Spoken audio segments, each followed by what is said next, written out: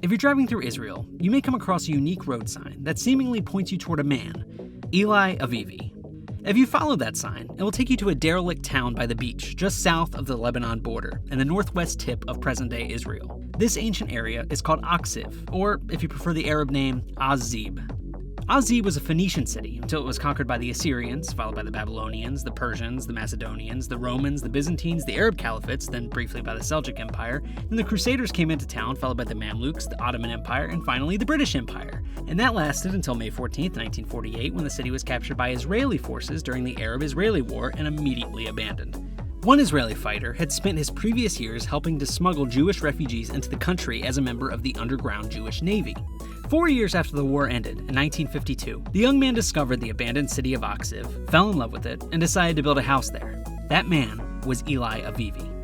The only problem with him building a house there was that he did not actually have a claim to the land, and it didn't take too long for the growing nation of Israel to see the land as the potential home of a new military base, and they decided that it was time to evict Avivi. Avivi didn't budge, however, and a deal was struck that made Avivi an agent of the Shin Bet, Israel's domestic intelligence agency. But in 1970, Israel decided it was time to evict Avivi once and for all by bulldozing his home and erecting a fence to block his access to the beach. In response to this eviction, Avivi and his wife Rina tore up their Israeli passports and declared Akhzib their own nation, Akhzivland, whose flag became at least the 15th to fly over the area. Avivi was then elected president of Akhzivland, albeit by a vote of 1-0.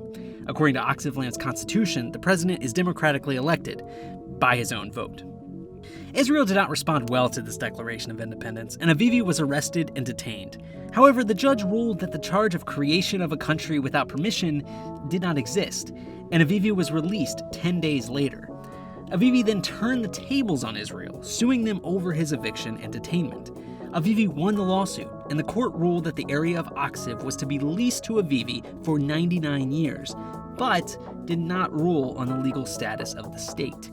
For Avivi, though, this was complete validation of his new country's sovereignty and a major success. Shortly after this success, a boat landed on the beach of Akhzivland carrying 6 armed Palestinians. One gunman burst into Avivi's house, only to be met by Avivi's armed wife. The man dropped his weapons and was captured, while his 5 accomplices fled the scene. The Israeli army immediately responded to this assassination attempt and sealed off all of the roads in the area. 3 of the gunmen were captured inland, and the other 2 were captured back on their boat.